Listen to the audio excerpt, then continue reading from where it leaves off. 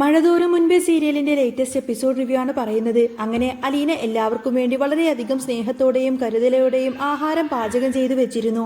എന്നാൽ ആ സ്നേഹത്തിന് പുല്ലുവില പോലും കൽപ്പിക്കാതെ വൈജയന്തിയും കൂട്ടരും അത് നിരസിച്ചു. അവർ അടുക്കളയിലേക്ക് തിരിഞ്ഞു നോക്കാൻ പോലും കൂട്ടാക്കാതെ അഹങ്കാരത്തോടെ മാറി നിന്നു. വൈജയന്തി മാത്രമല്ല, രോഹിതും ബബിതയും അലീന ഉണ്ടാക്കിയ ആഹാരം വേണ്ടെന്ന് വെച്ച് പുറത്തുപോയി. നീ തന്നെ അങ്ങ് തിന്നോടി എന്ന മട്ടിൽ കൃഷ്ണമോളോട് പോലും പരുഷമായി സംസാരിച്ചാണ് അവർ പോയത്. എന്നാൽ ഈ അവഗണനകൾക്കിടയിലും സ്നേഹത്തിന്റെ ഒരു തിരുനാളം അവിടെ തെളിഞ്ഞു നിന്നു കൃഷ്ണമോൾ അലീന അടുത്തേക്ക് ചെന്നു. എനിക്ക് വേണം ചേച്ചി, ഇവരൊക്കെ എന്ത് പറഞ്ഞാലും എനിക്ക് വിശക്കുന്നുണ്ട്. ചേച്ചി ഉണ്ടാക്കിയ ആഹാരം എനിക്ക് വേണം. അവൾ വാശി പിടിച്ചു. അത് കേവലം വിശപ്പിന്റെ മാത്രം വിളിയല്ലായിരുന്നു, മറിച്ച് അലീനയോടുള്ള ഐക്യദാർഢ്യം കൂടിയായിരുന്നു. നമുക്കൊരുമിച്ച് കഴിക്കാൻ ചേച്ചി എന്ന് പറഞ്ഞ് കൃഷ്ണമോൾ അലീനയെ നിർബന്ധിച്ച് ഡൈനിങ് ടേബിളിൽ ഇരുത്തി. ഭക്ഷണം കഴിക്കാനിരിക്കുമ്പോഴും അലീനയുടെ മനസ്സാകെ അസ്വസ്ഥമായിരുന്നു. അവർ കഴിക്കുന്നില്ലല്ലോ കൃഷ്ണമോളെ, നമ്മൾ മാത്രം കഴിച്ചാൽ. അലീനയുടെ സ്വരത്തിൽ സങ്കടം നേളിച്ചു. എന്നാൽ കൃഷ്ണമോൾ അതിനെ ഗൗരവമായി എടുത്തില്ല. ചേച്ചി അതൊന്നും കാര്യമാക്കണ്ട, നമ്മൾ അവർക്ക് കൊടുക്കാതെ ഒന്നുമല്ലല്ലോ കഴിക്കുന്നത്. അമ്മക്കും ചേച്ചിക്കും ചേട്ടനൊക്കെ വെറും വാശിയാണ്. അവർക്ക് വിശപ്പില്ലാഞ്ഞിട്ടായിരിക്കും, അല്ലെങ്കിൽ അമ്മ എന്തെങ്കിലും ഓൺലൈനിൽ ഓർഡർ ചെയ്ത് കഴിച്ചോളും. അച്ഛൻ പറഞ്ഞിട്ടുള്ളതല്ലേ കുറച്ചു ദിവസം അവർക്ക് ഇഷ്ടമുള്ളത് ഓർഡർ ചെയ്ത് കഴിക്കട്ടെ എന്ന്. അതുകൊണ്ട് ചേച്ചി വിഷമിക്കാതെ കഴിക്കാൻ നോക്ക്. കൃഷ്ണമോൾ അലീനയെ സമാധാനിപ്പിച്ചു. ഇങ്ങനെ ആഹാരം വാഴാക്കാൻ പറ്റുമോ? മാത്രവുമല്ല, നമ്മൾ ആഹാരം കഴിച്ചില്ല എന്ന് പറഞ്ഞാൽ അച്ഛൻ അത് വലിയ വിഷമമാവും.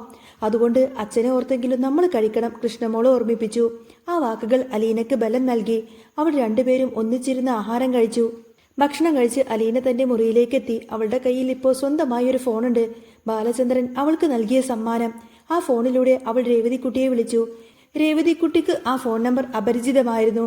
ഹലോ, ആരാ? രേവതിക്കുട്ടി ചോദിച്ചു. ഇത് ഞാനാ, അലീന ചേച്ചി. അലീനയുടെ ശബ്ദം കേട്ടപ്പോൾ രേവതിക്ക് അത്ഭുതമായി. അലീന ചേച്ചിയോ? ഇതേതാ പുതിയ നമ്പർ? മനുവേട്ട വാങ്ങിച്ചു തന്നതാണോ? രേവതിക്കുട്ടിയുടെ ചോദ്യത്തിൽ ആകാംക്ഷ നിറഞ്ഞിരുന്നു. അലീന ചിരിച്ചുകൊണ്ട് പറഞ്ഞു, മനുവേട്ടനല്ല മോളെ, ഇതെനിക്ക് വാങ്ങിത്തന്നത് എന്റെ അച്ഛനാണ്. അച്ഛനോ? ചേച്ചി അച്ഛനെയും കണ്ടെത്തിയോ? രേവതി അവിശ്വസനീയതയോടെ ചോദിച്ചു. അലീനയുടെ മറുപടി വളരെ വികാരഭരിതമായിരുന്നു. അതെ, ഞാൻ എന്റെ അച്ഛനെ കണ്ടെത്തി. പക്ഷേ എനിക്ക് ജന്മം നൽകിയ അച്ഛനല്ല, മറിച്ച് എനിക്ക് ജന്മം നൽകിയ അച്ഛനേക്കാളും എന്നെ പ്രസവിച്ച അമ്മയേക്കാളും എന്നെ ഒത്തിരി ഒത്തിരി സ്നേഹിക്കുന്ന ഒരു വലിയ മനസ്സിന്റെ ഉടമയായ എന്റെ സ്വന്തം അച്ഛനെ.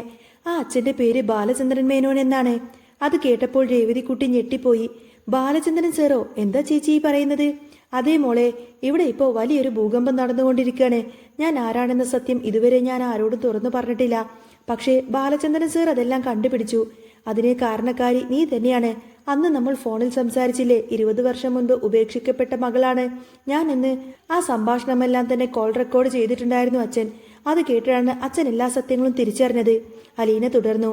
ഇനി സർ എന്ന് വിളിക്കണ്ട എന്നും അച്ഛ എന്ന് വിളിച്ചാൽ മതിയെന്നും ബാലചന്ദ്രൻ സാർ തന്നെയാണ് എന്നോട് പറഞ്ഞത്. ഇപ്പോൾ എനിക്ക് അച്ഛന്റെ സ്ഥാനത്താണ് അദ്ദേഹം. ഈ ഫോണ് പോലും അദ്ദേഹം എനിക്ക് വാങ്ങിച്ചു തന്നതാണ്. രേവതിക്കുട്ടിക്ക് അത് കേട്ടപ്പോൾ വലിയ സന്തോഷമായി. ചേച്ചിക്ക് ഏതായാലും അങ്ങനെ ഒരു സ്ഥാനം അവിടെ കിട്ടിയല്ലോ, അത് വലിയ കാര്യമാണ്. പക്ഷേ ചേച്ചി, അവിടെ വേറെ പ്രശ്നമൊന്നുമില്ലല്ലോ? പ്രശ്നങ്ങൾ ഇല്ലാതില്ല.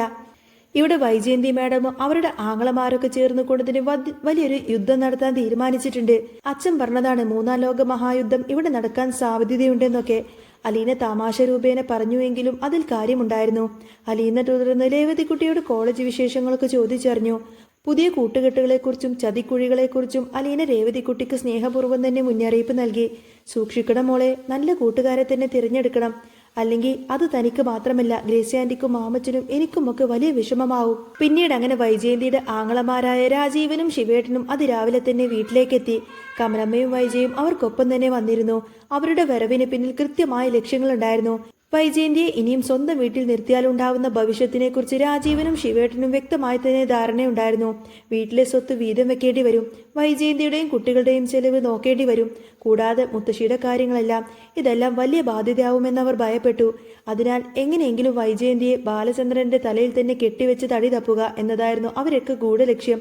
വൈജയന്തിയോടുള്ള സ്നേഹത്തെക്കാൾ ഉപരി സ്വന്തം ബാധ്യത ഒഴിവാക്കാനുള്ള തത്രപ്പാടിലായിരുന്നു അവര്. വൈജയന്തിയുടെ ഭൂതകാലത്തിൽ സംഭവിച്ച അബദ്ധങ്ങളും അതിലുണ്ടായ കുട്ടികളുടെ കാര്യവുമെല്ലാം തന്നെ മറച്ചുവെച്ചാണ് ബാലചന്ദ്രനെ കൊണ്ട് അവളെ വിവാഹം കഴിപ്പിച്ചത്. ബാലചന്ദ്രൻ വൈജയന്തിയെ അത്രമേൽ സ്നേഹിച്ചിരുന്നു. എന്നാൽ ഇപ്പോൾ കാര്യങ്ങളെല്ലാം ആകെ മാറി മറിഞ്ഞിരിക്കുന്നു. കൈതക്കൽ തറവാട്ടിൽ വെച്ച് രാജീവനും ശിവനും ഗൂഢാലോചന നടത്തി. ഇത് ഇങ്ങനെ വിട്ടാൽ ശരിയാവില്ല. നമ്മൾ ഒരുമിച്ച് പോയി ബാലചന്ദ്രനെ ഇതിനൊരു പരിഹാരമുണ്ടാക്കണം. ശിവേട്ടൻ പറഞ്ഞു. വൈജയന്തി വികാരഭരിതനായി പറഞ്ഞു. ആ അലീന എന്ന വിഷവിത്തിനെ അവിടെ വെച്ചു പൊറിപ്പിക്കാനൊന്നും പാടില്ല. അവൾ എപ്പോ ഇവിടെ കാലുകുത്തിയോ അന്ന് തുടങ്ങിയതാണ് എൻ്റെ കഷ്ടകാലം. അവളെ ഇവിടെ നിന്നും ഇറക്കി വിടാതെ എനിക്ക് സമാധാനമില്ല. ഇത് കേട്ടതോടെ ശിവേട്ടനും രാജീവിനും ആവേശം കയറി. ബാലചന്ദ്രനെ ഭീഷണിപ്പെടുത്തിയും ബലം പ്രയോഗിച്ചും കാര്യങ്ങളെല്ലാം സാധിച്ചെടുക്കാമെന്ന അഹങ്കാരത്തിലായിരുന്നു അവർ. ബാലചന്ദ്രനെ നമുക്ക് കൈകാര്യം ചെയ്യാം എന്ന മട്ടിലായി അവരുടെ സംസാരം. യുദ്ധത്തിന് പുറപ്പെടും മുൻപേ തന്നെ അവർ മുത്തശ്ശിയുടെ അടുത്തേക്ക് എത്തി. എന്നാൽ മുത്തശ്ശിക്ക് കാര്യങ്ങളുടെ പോക്ക് എങ്ങോട്ടാണെന്ന് വ്യക്തമായി അറിയാമായിരുന്നു. നിങ്ങൾ ബാലചന്ദ്രന്റെ അടുത്തേക്ക് പോകുന്നതൊക്കെ കൊള്ളാം, പക്ഷേ ഒരു കാര്യം ഓർത്തോ, ബാലചന്ദ്രൻ ഇപ്പൊ പഴയ ആളല്ല. അവനാകെ മാറിയിരിക്കുന്നു. നിങ്ങൾ രണ്ടുപേരും വിചാരിച്ചാലൊന്നും അവനെ തോൽപ്പിക്കാൻ കഴിയില്ല. മുത്തശ്ശി മുന്നറിയിപ്പ് പോലെ നൽകി. കൂടാതെ മുത്തശ്ശി ഒരു കാര്യം കൂടെ കൂട്ടിച്ചേർത്തു. അലീനെ അവിടെ നിന്നും ഇറക്കിവിടാൻ നിങ്ങൾ എന്തും ചെയ്തോ, പക്ഷേ ആ കുഞ്ഞിനെ വേദനിപ്പിക്കരുത്. അവളെ ഉപദ്രവിച്ചുകൊണ്ട് ഒന്നും ചെയ്യരുത്. അവളെ കാര്യങ്ങളൊക്കെ പറഞ്ഞ് മനസ്സിലാക്കി സുരക്ഷിതമായൊരിടത്തേക്ക് മാറ്റുകയാണ് വേണ്ടത്, അല്ലാതെ ആട്ടിപ്പായിക്കരുത്. പക്ഷേ ശിവേട്ടൻ ആ ഉപദേശമൊന്നും ചെവികൊണ്ടില്ല. ഓ, രാജീവ് പോയിട്ട് ഒന്നും നടന്നില്ലായിരിക്കാം, പക്ഷേ ഇത് ഞാനാണ്, കുഞ്ഞിരാമ മേനോന്റെ മകൻ ശിവരാമൻ. ബാലചന്ദ്രൻ ആരാണെന്നൊക്കെ ഞാൻ കാണിച്ചു കൊടുക്കാമെന്നൊക്കെ അവൻ അഹങ്കാരത്തോടെ പറഞ്ഞു. പടയൊരുക്കങ്ങളുമായി രാജീവനും ശിവേട്ടനും കമലയും വൈജയന്തി ബാലചന്ദ്രന്റെ വീട്ടുമുറ്റത്തെത്തി. കൃഷ്ണമോൾ ഈ വരവ് നേരത്തെ തന്നെ കണ്ടിരുന്നു. അവൾ അലീനയോട് പറഞ്ഞു. ചേച്ചി പേടിക്കരുത്, ഇന്നിവിടെ വലിയൊരു യുദ്ധം തന്നെ നടക്കാൻ സാധ്യതയുണ്ട്.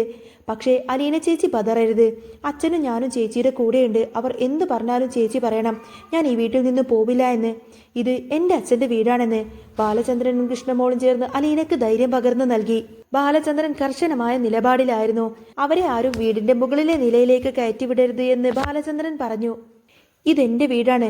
ഇവിടെ ആര് നിൽക്കണം, ആരിവിടെ നിന്നും പോകണമെന്നൊക്കെ ഞാൻ തീരുമാനിക്കുമെന്ന് ബാലചന്ദ്രൻ ഉറപ്പിച്ചു പറഞ്ഞു. അഹങ്കാരത്തോടെ കടന്നു വന്ന ശിവേട്ടനും രാജീവനും സ്വീകരണ മുറിയിലിരുന്നു.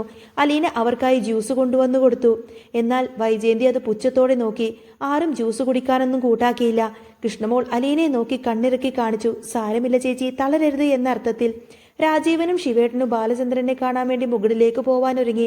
പക്ഷേ അവർക്ക് ബാലചന്ദ്രനെ നേരിടുക അത്ര എളുപ്പമല്ലായിരുന്നു.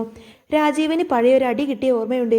അലീനെ അന്ന് വീട്ടിൽ നിന്നും പുറത്താക്കിയതിനാണ് ബാലചന്ദ്രൻ അന്ന് രാജീവിനെ കൈകാര്യം ചെയ്തത് എന്ന് അയാൾക്ക് നന്നായിട്ടറിയാം. ഇപ്പോൾ ബാലചന്ദ്രൻ അവരെ കാത്തിരിക്കുകയാണ്. അലീനയുടെ രോമത്തിൽ പോലും തൊടാൻ അദ്ദേഹം ആരെയും അനുവദിക്കില്ല. വലിയ വായിൽ വർത്തമാനം പറഞ്ഞ് ജോലിയും കളഞ്ഞ് ഫ്ലൈറ്റ് പിടിച്ചു വന്ന ആങ്ങളമാർക്ക് ബാലചന്ദ്രന്റെ മുന്നിൽ തോറ്റു തുന്നമ്പാടി മടങ്ങേണ്ടി വരുമോ? ഇനി അവർ വന്നതിന് ശേഷം ബാലചന്ദ്രൻ അവരെ വരച്ച വരയിൽ നിർത്തുമോ? അതോ ഇനി അലീനയ്ക്ക് വേണ്ടി അദ്ദേഹം കൈക്കരുത്ത് കാട്ടുമോ? ഒരച്ഛന്റെ സ്ഥാനത്ത് നിന്ന് ബാലചന്ദ്രൻ അലീനയ്ക്ക് നൽകുന്ന സംരക്ഷണവും സ്വാർത്ഥത മാത്രം കൈമുതലായുള്ള വൈജയന്തിയുടെയും സഹോദരന്മാരുടെയും പതനവും വരും നിമിഷങ്ങളിൽ നമുക്ക് കാത്തിരുന്ന് കാണാം. സ്നേഹത്തിന് മുന്നിൽ അഹങ്കാരം തല കുനിക്കുന്ന കാഴ്ചകളൊക്കെയാണ് ഇനി അടുത്ത എപ്പിസോഡിൽ കാണാൻ സാധിക്കുന്നത്. അപ്പോൾ മഴതോരും മുൻപേ സീരിയലിന്റെ അപ്കമിംഗ് റിവ്യൂസും ഡെയിലി റിവ്യൂസൊക്കെ എന്നും കേൾക്കാൻ താല്പര്യമുണ്ടെങ്കിൽ തീർച്ചയായിട്ടും നമ്മുടെ ചാനലൊന്ന് സബ്സ്ക്രൈബ് ചെയ്ത് വെച്ചോളൂ കേട്ടോ. നിങ്ങൾക്ക് ഈ ഒരു ചാനൽ ഇഷ്ടമാവുകയാണെങ്കിൽ സബ്സ്ക്രൈബ് ചെയ്യണേ. ഒരു ലൈക്കും ഹൈപ്പൊക്കെ തന്ന് സബ്സ്ക്രൈബ് ചെയ്ത് സപ്പോർട്ട് ചെയ്യണേ കേട്ടോ.